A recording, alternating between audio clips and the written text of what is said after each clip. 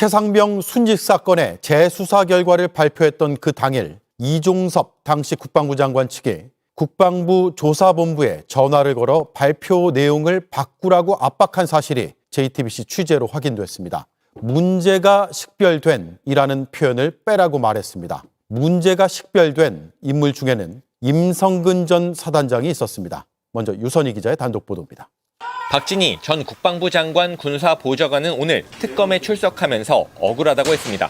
저는 어떻게 보면 애순이라는 군을 위해서 열심히 살아온 관식이처럼 살아왔습니다. 그런 박 전 보좌관이 국방부 조사본부 수사단장에게 전화한 건 지난 2023년 8월 국방부가 최상병 순직 사건 재검토 결과를 발표하기로 돼 있던 당일 오전 10시쯤입니다.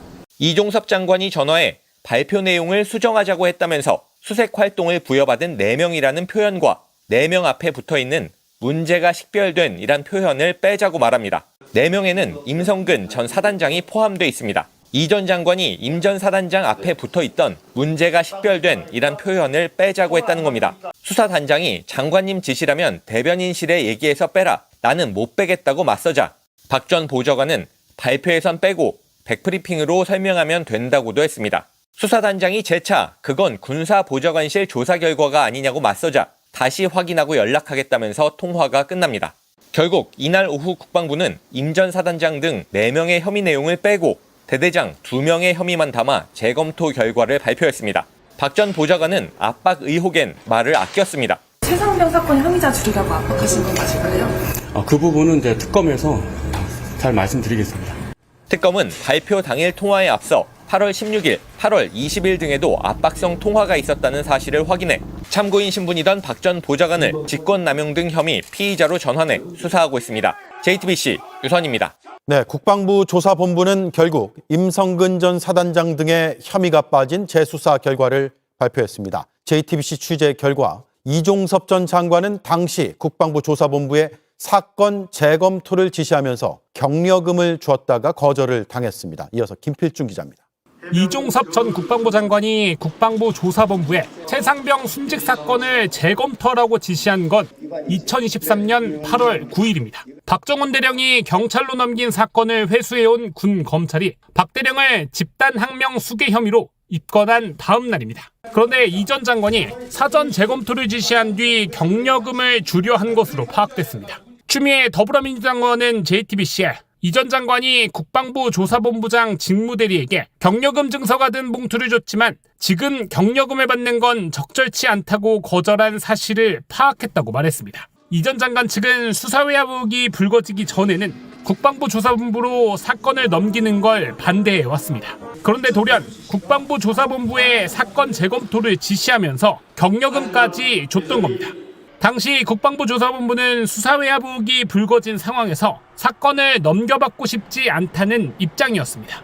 추 의원은 이 전 장관이 갑자기 입장을 바꿔 원하지도 않는 국방부 조사본부에 사건 재검토를 지시하고 이를 시작도 안 했는데 격려금까지 준 이유가 의문이라고 말했습니다. 장관 격려금은 우선 증서를 준 뒤 별도로 입금하는 방식으로 지급돼 당시 봉투에 현금은 없었던 것으로 파악됐습니다. JTBC 김필준입니다. 이종섭 장관이 최상병 사건 재수사 발표 그 당일에 임성근 관련 내용을 모조리 빼라 이렇게 지시를 여러 차례 했다는 그 압박 전화를 했다는 그런 보도가 있었습니다. 의원님 어떻게 보셨어요? 저부터 하나요? 예. 여기 스크립트에는 우리 전 저부터 할까요? 예. 먼저. 그러실까요? 예. 이거 좀 설명을 제가 드리겠습니다. 일단 특검, 이른바 최상병 특검 순직 해병 특검에서 사건과 관련해서 외압이나 은폐 의혹을 수사를 하고 있습니다. 사건을 은폐하거나 수사에 외압을 가했다는 건 뭡니까? 진실이 밝혀지지 않도록 누군가 윗선에서 압박을 가했다라는 건데 지금 우리가 하고자 하는 장면은 뭐냐면요. 당시 국방부의 군사보좌관이 피의자 신분으로 특검에 출석해서 수사를 받는 내용에 초점을 맞추고 있습니다. 핵심 내용은 뭐냐? 당시 이종섭 국방부 장관의 핵심 참모였던 이 박진희라는 인물이 수사본부, 조사본부 수사단장에게 전화를 걸어서 이종섭 관련한 내용 중에서 수색 활동을 부여받은 4명이란 표현, 4명 앞에 붙어있던 문제가 식별단이란 표현을 빼자고 말했다. 이 4명은 도대체 누구길래? 라고 봤더니 임성근 전 사단장이 포함되어 있던 겁니다. 우리가 최상병 사건 관련해서 이른바 임성근 구명 로비 의혹이라고도 얘기를 많이 하고 있거든요. 네. 단순히 의혹이 아니라 진짜로 실체가 있었고, 그러면은 이 사람은 단독으로 행동한 게 아니라 장관의 지시를 받아서 했을 가능성이 굉장히 높잖아요. 장관은 과연 단독으로 결정했겠느냐. 이른바 VIP 윤석열과 김건희가 직접적으로 외압을 가했다라는 구체적 정황이 드러나는 대목으로 의심이 됩니다. 이쯤 되면 처음에는 최상병 사건에서 이종섭이 그렇게 큰 역할을 하지 않았다고 느껴졌었는데 이쯤 되면 가장 핵심 인물로 지금 부상을 하는 거예요. 매우 중요한 장관으로서의 예. 그날의 뭔가 외압의 의혹 그리고 그 은폐 의혹 경로설에 대한 이런 부분에 있어서 국방부가 결국에는 장관이 어느 순간에는 역할을 충분히 했을 거라는 게 특검에서 계속 드러나고 있는 겁니다. 그러니까요. 이종섭 전 장관 같은 경우에는 지금 17일 다음 주 수요일 날 이제 특검에 출석. 우선은 참고인으로 출석을 하게 됩니다. 10시에 이제 소환이 될 예정인데 그러다 보니까 이게 최상병 외압 의혹이 결국에는 국방부에서 여러 가지 이첩 보류를 시키는 과정에서의 이종섭이 있었고 대통령실이 있었고 윤석열까지 연결되는 이 수사 과정에서 이제 정점으로 가고 있다라고 말씀드릴 수가 있을 것 같고요. 당시 우리 뭐 기억을 회추해 보면 런정섭이었잖아요. 그러니까요. 왜 그러면은 그때 800에 7070 전화 받았냐 안 받았냐 이런 부분에 있어서 부인하다가 막판에는 또 받았다는 걸 인정을 하죠. 에헤. 그리고 호주 대사 임명하면서 런종섭으로 됐다가 다시 돌아오게 됩니다.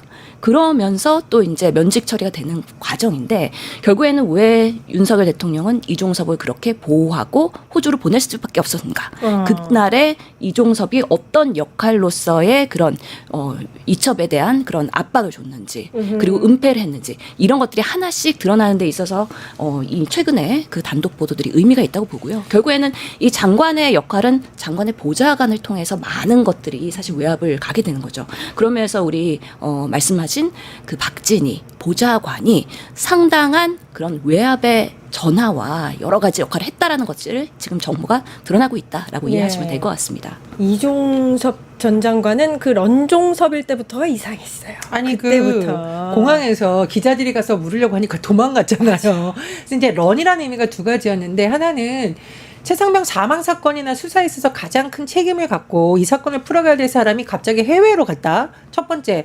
두 번째로 그럼 이 사람이 해외로 가는데 인선을 대통령이 제가 안 해주면 못 가는 거잖아요. 그러니까 대통령까지 연관이 돼 있다. 세 번째로 실제로 보여주는 모습도 너무나 비겁하다. 그래서 돌아보면 이 런종섭 사태 그리고 최상병 사망 사건과 수사 외압 의혹은 이 기억을 하실 겁니다. 당시에 총선에서도 이미 윤석열 정권에 대한 분노에 불이 붙은 사건이었거든요.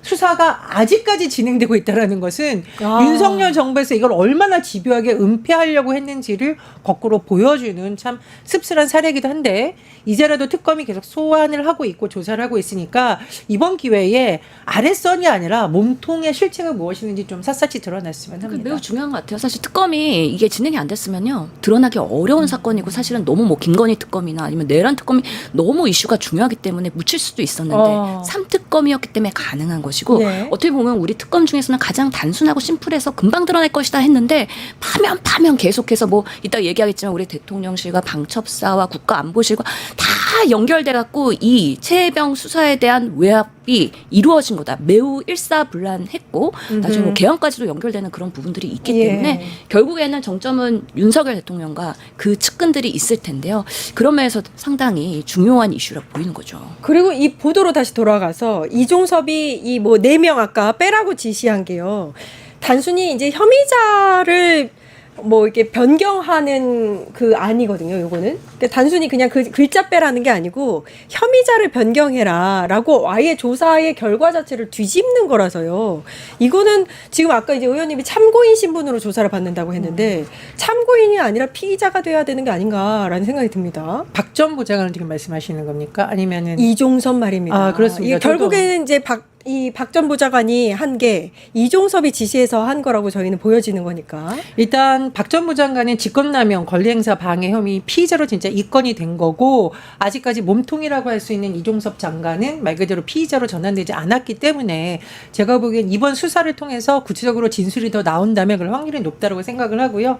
그리고 이 단순히 이 사람이 한번 이런 거 검토해 보시죠가 아니라고 의심이 되는 게 이 박 전 부장관이 조사본부 지휘부와 총 69회 통화를 했다.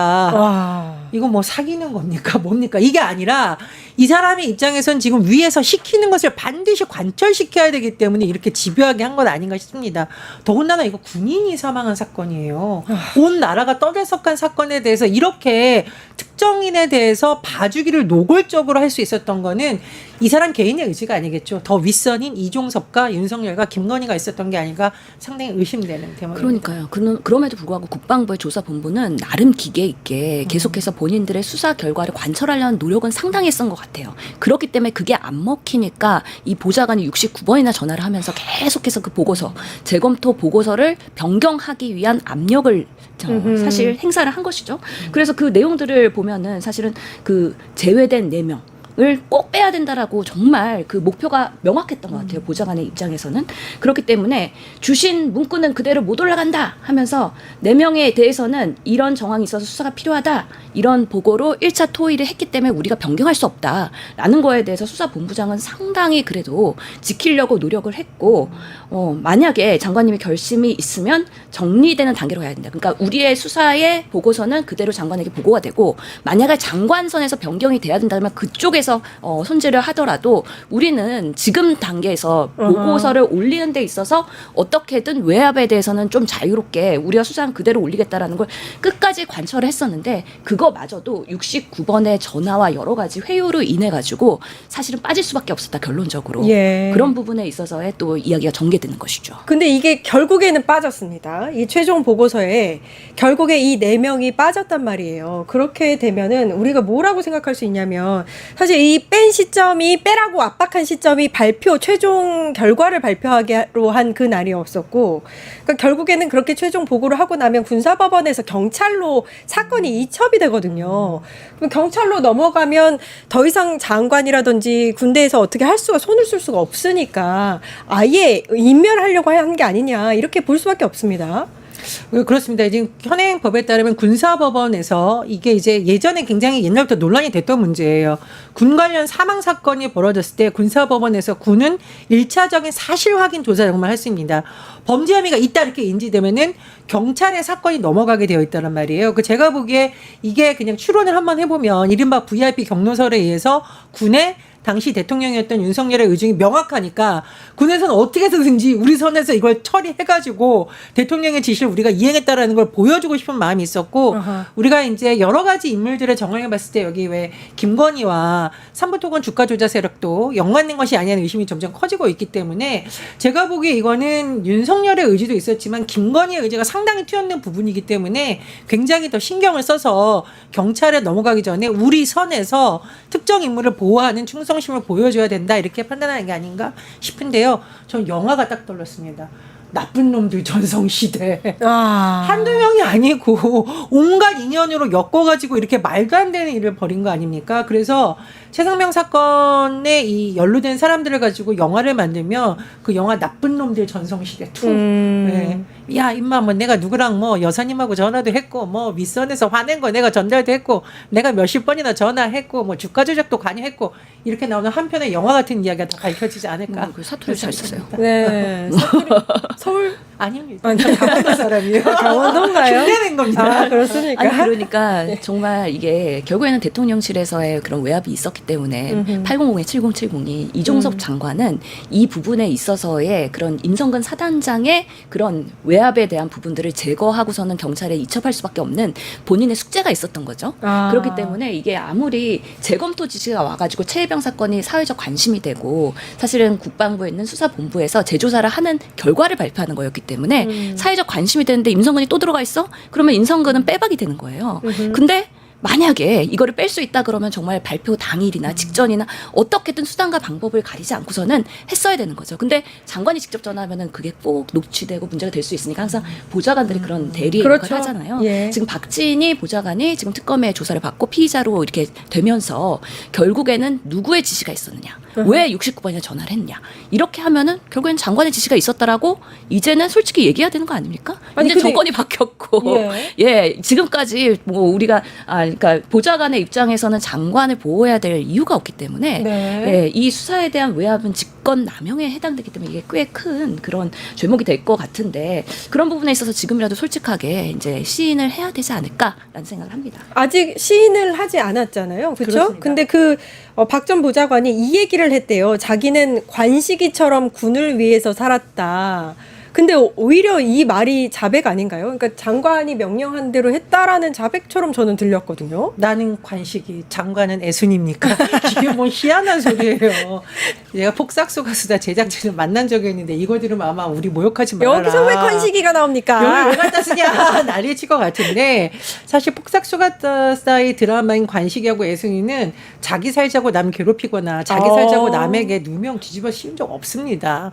본인들도 힘이 없지만 힘없는 사람 억울하는데 앞장섰는데 이 사람은 지금 받고 있는 혐의가 뭡니까? 최상병 사망 사건 관련해서 억울하게 사망한 최상병 그리고 그거를 제대로 수사하려고 하는 군 관계자들을 독려하고 진실을 밝히려는 게 아니라 오직 윗선만 바라보고서 수사의 외압 의혹 윗선의 이행 지시만 충실하게 하려고 그런 거 아닙니까? 결국 이 사건이 얼마나 많은 군 장병들을 좌절시켰고 군의 자녀나 자식이나 가족을 보낸 군 가족들을 불안에 떨게 했는지 우리가 돌아본다면 함부로 이런 말 쓰면 안 된다.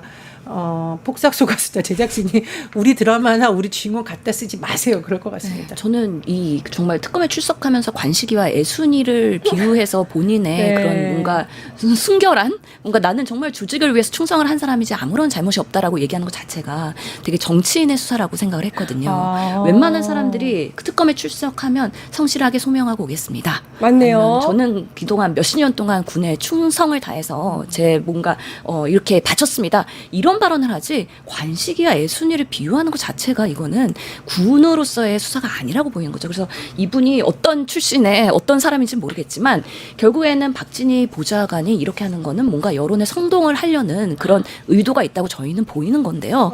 그런다고 해서 이게 통하겠습니까? 폭삭 소가 수사를 받던 많은 사람들이 분노를 하겠죠. 결국에는 이종섭 장관의 그런 권력에 충성을 했고 궁극적으로는 윤석열에 충성을 한 것이잖아요. 그 군을 보호하고 정말 군 하나하나에 그런 최상병을 포함한 많은 일개 군인들을 보호하는 발언이 아니기 때문에 본인이 아무리 이렇게 수사를 써서 해명을 하거나 아니면은 스스로의 그런 입증을 한다고 해도 여론은 선동되지 않는다라는 거 꼭 말씀드리고 싶습니다. 제가 한마디만 말씀드리고 싶은데 김규환 전 사령관 VIP 격려설 관련해서 들은 바 없다라고 하다가 최근에 구속영장이 청구되니까 영장실질 심사에서는 격려 사실을 전해 들었다 이렇게 인정을 그렇죠, 한단 인정했죠. 말이에요. 그러니까 수사망이 좁혀서 더 이상 거짓말할 수 없는 상황에서 자꾸 이제 새로운 진술이 나오고 있는데 정말 본인이 군인이라면 내가 살기 위해서 더 이상 못 버티겠다라고 할 것이 아니라 지금이라도 진실을 밝히는 것이 맞다 이런 생각이 들고요.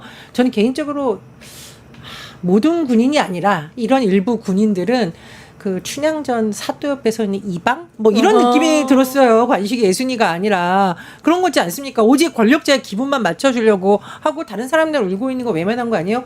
무엇보다 저는 이제 군과 관련된 부분에 있어서 특검이 반드시 몸통을 밝혀야 됐다는 건 우리나라 분단 국가잖아요. 징병제잖아요. 예. 대통령이 군 통수권자이잖아요. 이런 문제가 제대로 바로잡지 않고서 어떻게 젊은 장병들 군대 가라고 얘기할 수 있겠습니까? 저는 국방개혁은 다른 걸 다 떠나서 여기에 대한 철저한 수사와 진실을 밝히는 것부터 시작이 된다고 생각합니다. 그리고 군이 왜 있습니까? 국민을 지키고 보호하기 위해서 있는 건데 군을 위해서 사는 게 국민을 위해서 사는 건데 그러니까요. 근데 이 행위가 국민을 위한 게 아니잖아요. 안타깝죠. 군이라는 거는 워낙에 상명하복의 그런 아주 보수적인 집단이잖아요. 윤석열 시대에는 그게 더 심했고 충암고의 그런 출신들이 더 충성 맹세하면서 그런 분위기를 주도하면서 오히려 기득권을 만들었기 때문에 지금의 군이 이렇게 비상계엄을 이후로 해서 상당히 비난을 받고 있고 그러면서 이제 민관 국방부 장관과 여러 보직들이 전면 교체되면서 이제 군이 쇄신해야 되는 어떻게 보면 아주 중요한 시기에 있는 건데 특검을 통해서 지난 군인들이 얼마나 권력에 충성하면서 잘못된 그런 조직 운영을 했는지에 대해서 비난받고 쇄신할 거는 쇄신해야 된다라고 생각합니다. 군대 개혁, 군 개혁 있어야 돼요. 진짜 이거 그 낱낱이 지금 저희들이 보고 있습니다. 근데 그 국방부 조사본부가 끝까지 이제 고치지 않으려고 하다가 고치긴 했는데 여기서 반전이 있는 게 28쪽 분량의 수사보고 이 안에 임성근 혐의점이 상세히 서술돼서 그대로 경찰에 보고가 됐대요. 근데 이게 문제가 뭐냐면 보고가 됐으면 사실 보고된 경북경찰청에서 임성근의 혐의점에 대해서 이제 물었어야 되는데 혐의 없음, 무혐의로 처분을 했거든요. 그러니까 국방부 차원에서 아마 압력이 있었던 것으로 지금 추정이 되고 이걸 윗선에 그대로 넘겨봤자 안 될 것 같으니까 살짝 전략을 좀 짠 것 같습니다. 국방부 조사본부가 경북경찰청에 사건을 넘기면서 어떻게 됐느냐. 28쪽 분량의 수사 보고를 함께 보냈다는 거예요. 그리고 임성근이란 이름은 적시되지 않았지만 사실상 임성근 전 사단장이 혐의자로 보일 수 있는 그런 점을 굉장히 자세하게 적었다라는 겁니다. 그러니까 내가 보기에 우리가 정말 힘이 없어서 다는 못하지만 그래도 우리가 할 수 있는 선에서의 기록은 남겨놓자라고 봤는데 말씀해 주셨듯이 상부에서는 본인들이 어떤 의도를 가졌는지는 모르겠으나 결과적으로 임성근을 비롯한 해병대 상급 관계자들은 무혐의 처분됐습니다. 그래서 특검에서도 이 부분도 외험이 있었는지 아닌가라고 이제 수사를 하고 있다라고 하는데요. 이 부분 역시 좀 철저하게 밝혀줘야겠습니다.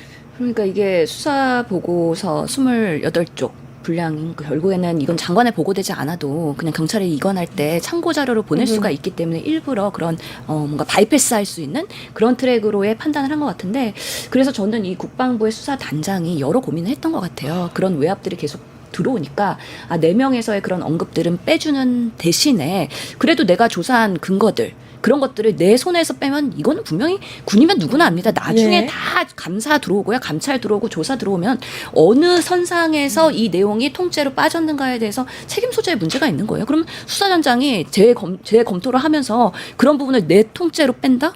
그거는 나중에 본인이 책임을 받아야 되는 부분이기 때문에 그런 부분에 있어서 사후에 문제가 되더라도 그런 안전망 구축을 위해서 28쪽을 만들어서 보낸 걸로 보이고 실제로 28쪽의 내용 중에서는 여러 그 혐의자로 특정한 여러 명들이 나오긴 합니다. 그래서 최진규 대대장, 뭐 이용민 대대장 이런 사람들도 포함이 되어 있는데요. 이 대대장들의 혐의는 2쪽 또는 3쪽 정도의 분량인 반면에 이 임성근에 관련된 거는 9쪽에 다룬다는 거잖아요. 그렇기 때문에 간접적으로는 우리가 주 보고서에는 포함하지 않았지만 임성근 사단장의 이런 혐의들에 대해서 간접적으로는 수사 보고서에서 분명히 경찰에 이관한 것으로 기록을 남겼다. 그러면서 의미가 있다. 그럼에도 불구하고 지금 무혐의 처분을 받았다. 그럼 경찰청도 이제 타겟에 대해서 특검의 조사를 받아야 되는 거죠. 이거 완전 영화 아닙니까? 그러니까 경찰로 뭔가 넘기면 경찰이 잡아줄 줄 알고 넘긴 건데 경찰마저도 지금 부패했다는 얘기잖아요. 그러면 근데 사실 윤석열 정부에서 군과 경찰이 다 장악이 되어 있고 특정 라인이라던가 충성하거나 아니면은 최근에 들어가는 일부 정치인을 둘러싼 뭐 마약 관련 의혹이라던가 그 자녀의 수사가 뭔가 지연되었다는 의혹이라던가 이런 걸 여러 가지를 볼 때 사실상 윤석열 정부에서는 군뿐만이 아니라 경찰과 심지어 법원까지 통제하려고 했다는 의혹이 제기되고 있는데요. 문제는 이런 기관들을 잘 활용해서 나쁜 놈들을 때려잡는 데 힘을 쓴 게 아니라 나쁜 놈들을 보호하려는 데 힘을 쏟았다는 게 우리가 열받는다라는 거죠. 제가 눈이 마라하는데 오히려 최상병 사망 사건은 정부에서 더 펄펄 뛰면서 진실을 바로잡아라. 이게 정상입니다. 제가 말씀드렸잖아요. 징병제인 나라에 군 통수권자는 대통령인 나라에서 이런 일이 벌어지고 있다라는 건데 그래서 이게 윤석열과 김건희가 정말 윗선에서 맘 놓고 군을 그리고 경찰을 장악해서 나쁜 놈들을 보호하고 특히 나쁜 놈들의 기준은 나에게 충성을 하거나 주가 조작과 관련돼서 도와주거나 사실을 은폐하는 데 앞장섰던 인물이 아니냐 이런 의심이 들고요. 또 뭐 우리가 살펴보겠지만 심지어 뭐 군사경찰을 줄이려고 했다 이런 의혹까지 제기되고 있으니까 이제 나쁜 놈들 전성시대가 끝나서 한편으로는 다행인데 그 나쁜 놈들이 누구였는지는 특검이 밝혀내야겠죠. 그러니까 이게 윤석열이랑 김건희가 권력을 장악하는 방법을 잘 알고 있었죠. 결국에는 군은 국방부가 장악을 하는데 국방부 장관 김용현으로 두고 그다음에 행안부 경찰 관리하는 데 있어서 이상민을 두지 않았습니까?